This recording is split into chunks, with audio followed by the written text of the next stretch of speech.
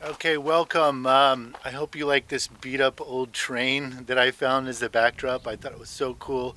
I'm in Lompoc, California right now, and I just drove past this and I thought it looked amazing. My son doesn't think so. Every time we passed it, I was like, look, there's the train. He was just like, stop talking, please.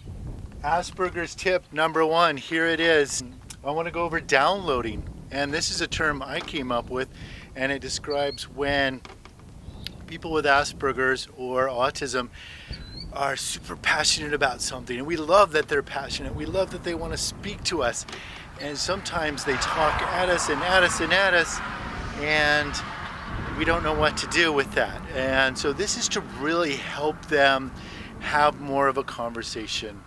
And I think we all become fixed on things. I certainly do. I'm fixed on autism, for one. I can talk all day and night about autism. About Italy, that's a long story. I'm not going to get into that right now. And drums, I can always talk about playing drums because that's all I did as a kid, is play drums. So if you want to comment on any of those three things, you're welcome to. But those are the only things you can comment on. I won't allow anything else. Okay, number one for working with your child who is downloading, as we call it. Okay, define a time. You don't have to do this 24 hours. Okay, give yourself a break. Define a time. Number two, you got to start listening. I'm sorry. I know you've been listening for thousands of hours already, but you have to start with the listening, or else it's going to be a tug of war, and they're going to sense that you don't want to hear them. They're going to get anxious and maybe push harder. Okay, so listen. This is one thing I learned about Asperger's, autism Asperger's, is that sometimes they read the social cues, but they ignore them. So we're highly focused on teaching them the social cues, but sometimes they ignore them, and that comes sometimes in a tug of war. Number three, identify what the interest is. It can be very simple and obvious, like trains, or it can be more complex. It can be the combination of two things. It can be a different perspective, especially when we get into technology and programming, right? That can get very, very complex. Okay? So identify. Number four, we want to really identify why they have this interest. We may not have all the answers, but we want to ask the question. And I always say, what's the love? What's the love? We always want to talk about love and passion.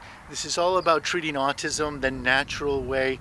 This is not about being rigid, right? People with autism have problems with rigidity, so we don't want to give them more rigidity.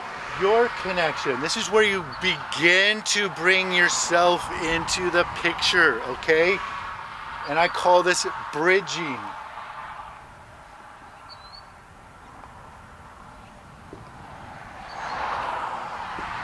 Okay? You're going to bridge his or her interest with your own. So you're thinking, how can I connect with that? This is when you're going to ask the child to work a little bit, to change a little bit. So up until now, you've been quietly listening and identifying different things, but now you're going to ask the child questions about what he's talking about. So he's got to stop and think and answer questions, okay? So just really, really simple. Ask. Just ask about it, okay? Going with the flow of his topic, okay? Think of it like a river. We're not putting a dam up. We want the child to want, or the adult to want to talk to us. Number seven, we're going to bring back number five, right?